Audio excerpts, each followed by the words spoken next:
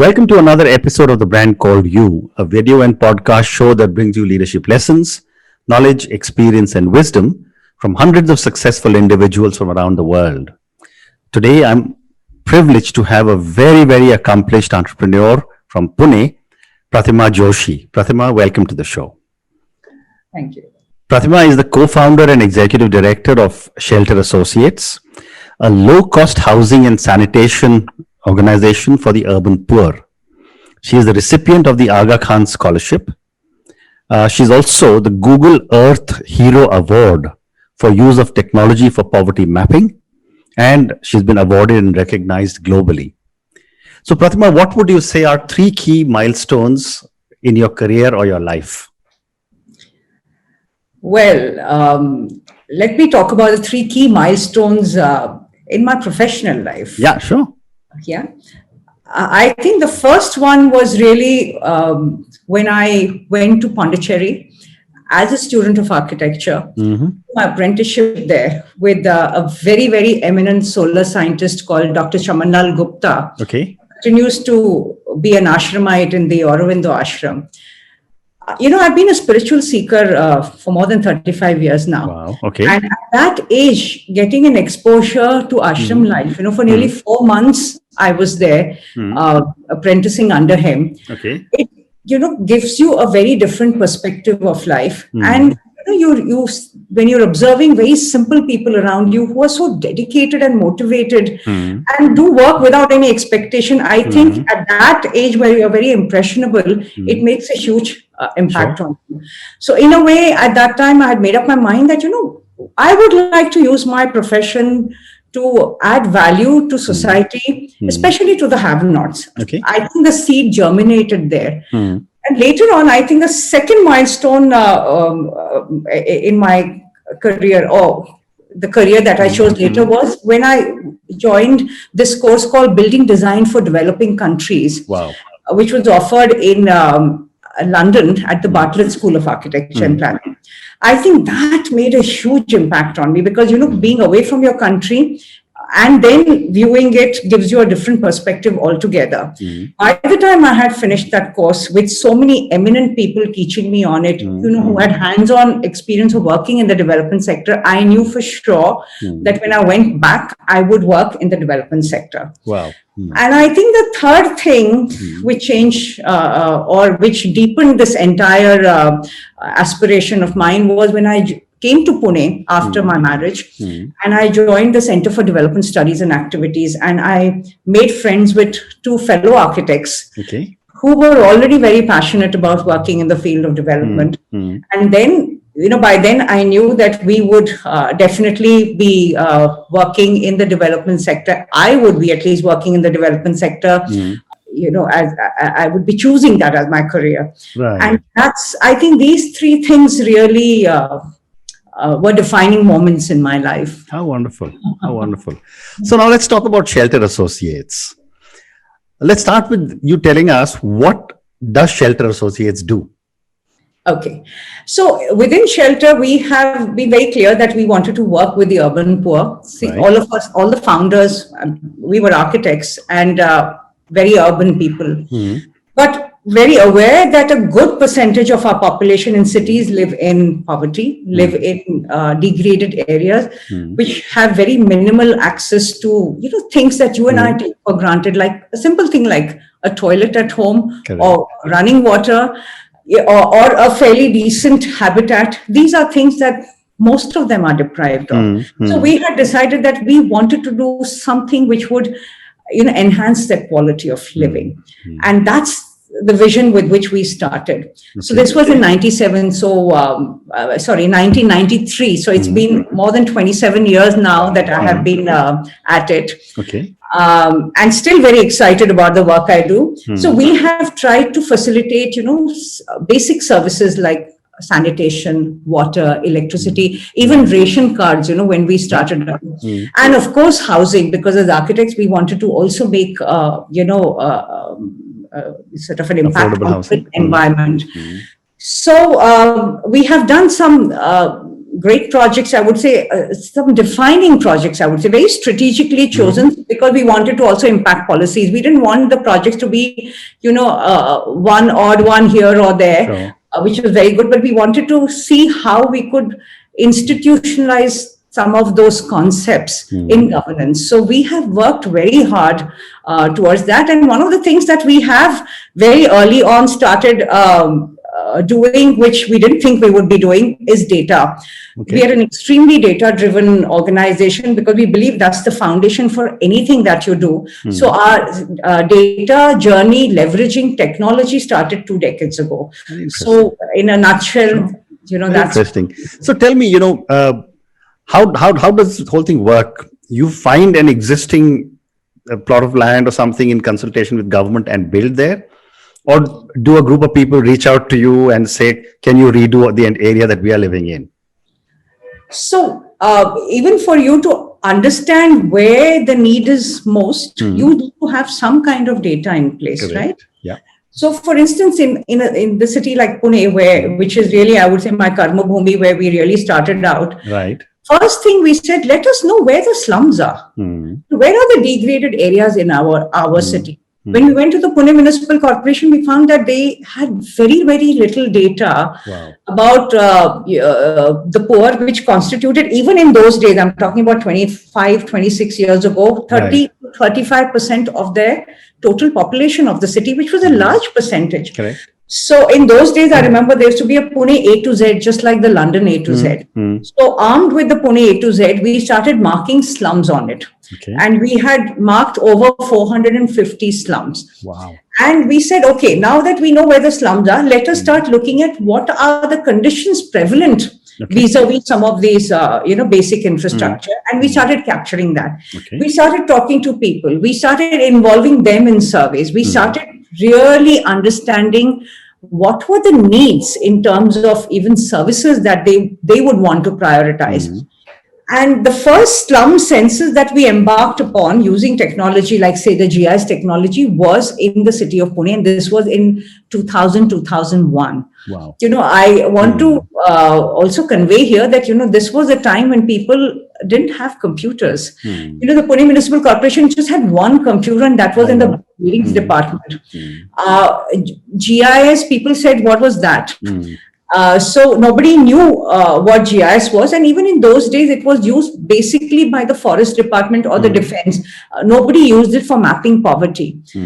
Secondly, the second shock that I got was, we wanted to, even in those days, we said, let's institutionalize this data, because we were doing this project with the Pune Municipal Corporation, because at that time there was a very, very progressive municipal commissioner who had seen a small project that we had done using the GIS technology. And he said, we should do it for all the slums, because this is how we will know which slum is lacking what service and what needs to be urgently given there. Correct. So we did that first project in Pune in partnership with the municipal corporation, and we ran into lots of issues because people were not ready. They were not computer savvy, and they thought this was such a headache, to be dealing with technology. Today, you and I are using mobile technology, and in the slums, people are using smartphones. Nobody even asks us about it. But this is how we started our journey against all odds. And everything that we have done has been, to prove that how spatial data becomes an extremely good governance tool. So the first survey that we did in Pune showed that more than 80% of Pune's poor had water, home water, running water in their home. But there were so many common water stand posts where, people were abusing it, water was getting wasted. So we said, why should a precious resource like water get wasted? So there were some slums where the Mahapalika immediately removed the common water stand post because almost everybody around had their own water.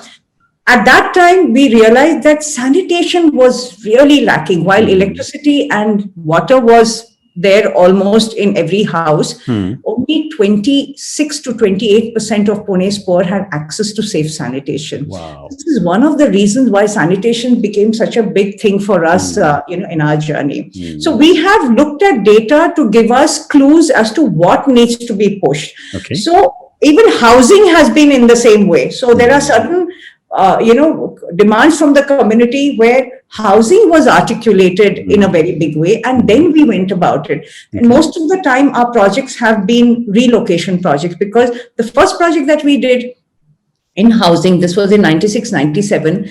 This was a slum which was on a reservation piece of land, which was reserved for a garden. And on the first day of the monsoon, the municipal corporation raised it. So people were out there in the wet, not knowing what to do. And that's how the first housing project happened. We relocated them about 1 kilometer from where they were. And today it still stands as a very good example of how stakeholder participation can lead to sustainable projects. Fabulous. So, when I was reading about you and looking at your website, there were 3 principles that are enunciated on the website: understanding the situation, designing spaces, and managing infrastructure. You have spoken a little bit about it in the last few minutes. Can you give me examples of each of these, if they're not confidential or anything? No, nothing is confidential. Okay. We believe very highly in stakeholder participation. So as I keep saying that, there are 3 pillars to the approach that we take, and there are 3 solid pillars. Right. One thing, as I said, we want to have that in place so that we understand the ground situation well. Right. The second pillar is that it has to have all stakeholders involved. So whether it is the communities, of course, have to be involved and have to be central to the process, but the other stakeholders like the government. And when I say the government, I mean not just the administration, but also the elected members, because at the end of the day, they've been elected very democratically. And they are also responsible for, the welfare of their people who have elected them. So they cannot be kept out. And any other stakeholder, who is part of that project, we make sure everybody is on board. And the third guiding principle has been that nothing should be doled out free. It has to be a cost-sharing model. And that we've adhered to, whether we've done housing, whether we've done sanitation, water, electricity, anything. So I'll just give an example of our sanitation project, which we've been doing the last 6 years, especially under Swachh Bharat Abhiyan. It has received a major impetus. That has also been on a cost-sharing model. So we have done a lot of data, and we've done infrastructure mapping. So we know where the sewerage networks are, where they aren't available, and there's a potential for laying them. In slums especially, most cities have not laid networks at all in slums. Where we've done a rapid household survey, and that came as a shock, the finding to the government especially, because across 7 cities that we have worked in now, over 70% of the families said, yes, we want a toilet at home. This is a demand that has never been captured by the government, because they had preconceived notions. They thought their houses are so tiny. Where is the space to give them a home toilet? It never occurred to them that people actually wanted a home toilet, and you cannot underestimate the importance of having one. So community toilet blocks is the only thing that they were giving people as an option, and how well they are maintained, and it is so difficult, the upkeep can be very, very difficult. I agree. So we said, okay, we got our data validated by the urban local body, because unless they feel confident, they're not going to leverage that data, isn't it? Correct. So then we had a memorandum of understanding with every city that we worked in, where they agreed to validate our data. They also agreed to link their website to our data site. So you will find that every city has done that. And the most important thing is that they've invested in laying drainage networks, new ones, or repairing them, whatever be the case, in that specific location. We leveraged a lot of funding under corporate social responsibility. And we made materials available at the doorstep of families to build a toilet. People who wanted to have a toilet at home, and people constructed them at their own cost. And this has been very, very exciting, because people really got excited when they saw material arriving at their doorstep. This has given an impetus to home improvement. There are so many houses where people, started building their toilet and then started investing in partially upgrading their home or fully upgrading their home. We've also captured that. So it has triggered a lot of improvements within slum communities. And just to give you a few figures, in a city like Kolhapur, when we did the first round of surveys, Kolhapur had barely 22% coverage of home toilets in slums. Today, it's over 66% in the last 5 years that we have been, consistently working there. In Pune, as I told you, in 2001 also sanitation was not a great situation. Again, when we did a pre-survey in 2013-14, it was not a great situation. It was barely 28%. Today, over 50% of Pune's poor have a toilet at home. It's the same story in Pimpri-Chinchwad. From 9% coverage of drainage network, it has gone up to 67% drainage network coverage. And we have 100% data for slums in some of the cities like Pune, not Pune, but Pimpri-Chinchwad, Kolhapur, Navi Mumbai, and Panvel, and it has been the same story. And every city has invested crores of rupees in laying these networks. And something like this must be having a major impact on family values and health. Health especially, because we got Gokhale Institute to do a third-party impact assessment. And there were some of the parameters that they chose. They did it over a period of 1.5 years. So there was a pre and a post.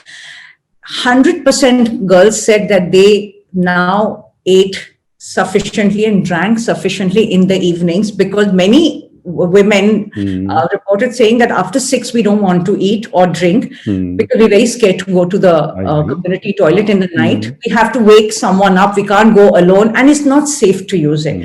So that I used to find that really would trouble me. Urinary tract infection went down considerably. Menstrual hygiene improved quite a bit, because now girls had an opportunity to change their pads, and women also. I mean, overall, I don't need to say, but health improved tremendously in these settlements. And we also had a very holistic approach. We also looked at solid waste management. So we also ensured that people had awareness about how safely they dispose their garbage, because that can be a huge issue in settlements. And one more question, what was the impact of all these things that you're doing in sanitation for children, who are the future of our country? Children are the biggest carriers of any message, and they in fact sometimes push parents to adopt things which happens faster because children are involved. It had a huge impact on the kids. You will not see a single kid sitting out alone, because they have dignity. They don't want to be sitting out and defecating in the open. I find that children are sometimes the best carriers of messages like this, and implementers also. We do a lot of workshops, rallies where kids are central to it. And we do a lot of, activities like focus group discussions, workshops with women. We also did it with the men, because at one stage we realized the men thought that a toilet at home was really for the children and the women, and it was okay for them to go out. So, which defeated the purpose, right? So we really then started focusing on men to ensure that even they use the toilet. So it's not just, your old expertise of architecture, but it's a massive communication exercise that you're also involved. Absolutely. It's a massive communication exercise, and we have a fabulous team in place in all the cities that we are working in. They just use about every medium that they can to get people interested. So we have designed a lot of activities like snake and ladder, maze games. We have this Chunumunu hand wash and a never-ending, sort of array of activities that people keep designing. We do puppet shows with them. Just about any medium which will help drive home, any point related to health and hygiene. Fantastic. So I'm going to ask you one more question before I move to the next section of questions for you personally.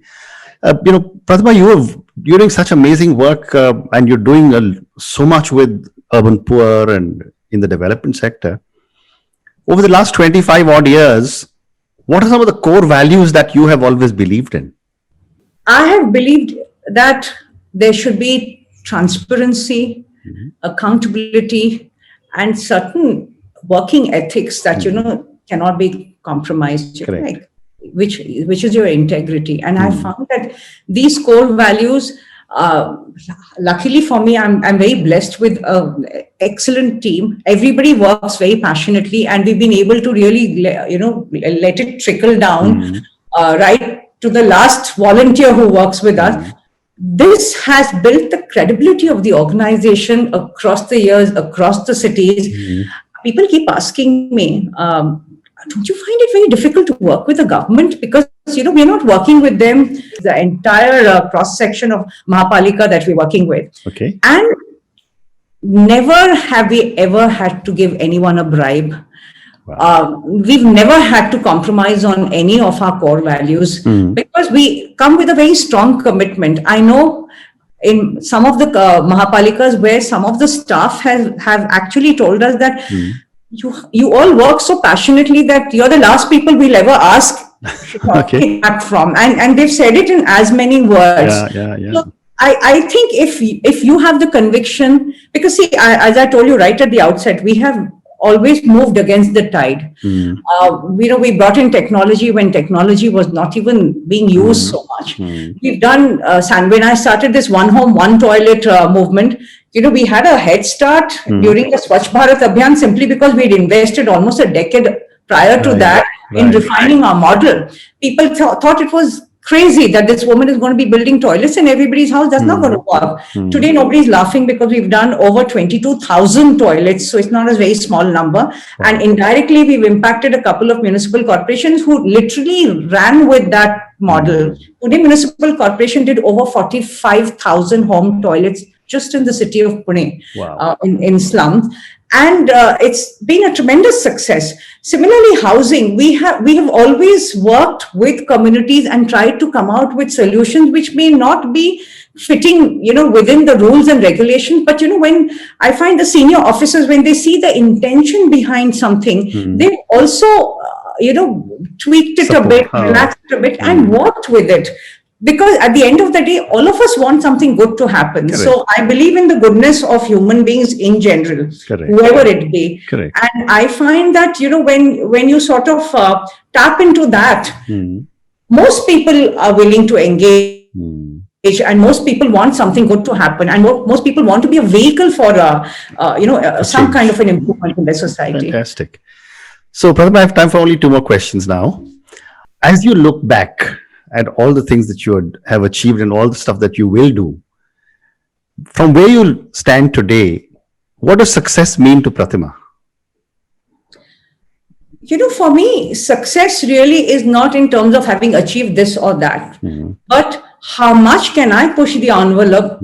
How much can I achieve, my own potential? To me, that is the kind of success that I would be looking at, and I still feel that, I have many years still ahead of me. Of course. I'm still on a huge learning curve. Yes. And I'm just hoping that I can keep, stretching myself and doing something which would really keep adding value to people's lives. And incredible. To me, that is fantastic. What this is all fantastic. about. And then my last question to you now, I mean, in the last 23, 24 minutes, I'm amazed at how much passion you have for everything that you're doing.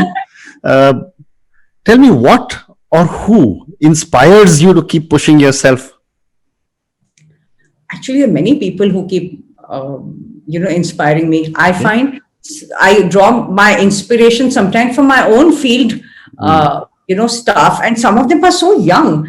I mean, they just stepped into the field, but the kind of commitment, dedication, the way they throw themselves into into a situation and work with so much passion. I think that every day somebody is inspiring me. Amazing. But of course, having said that, I would say that my inspiration also came very early on from my parents, from my spiritual masters. I read Sadhguru a lot, even today. I find him extremely inspiring. So my parents always said that, I grew up in a very progressive Maharashtrian family. I've never known discrimination ever. And they always said, with the kind of privileges that you've grown with, you have to give back manifold times to society. So I have always grown with people like that around me. So I've never been short on inspiration. Wonderful. Just about everyone around me has had, some role to play in my growth. Fantastic. Fabulous. Pratima, thank you so much. It's been such an honor and a pleasure speaking to you. I wish you and Shelter Associates lots of success. Thank you for everything you're doing. Thank you so much. Thank you.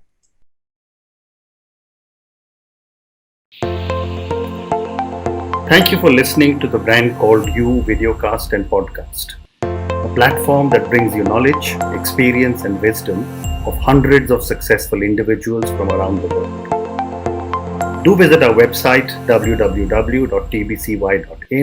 to watch and listen to the stories of many more individuals. You can also follow us on YouTube, Facebook, Instagram, and Twitter. Just search for the Brand Called You.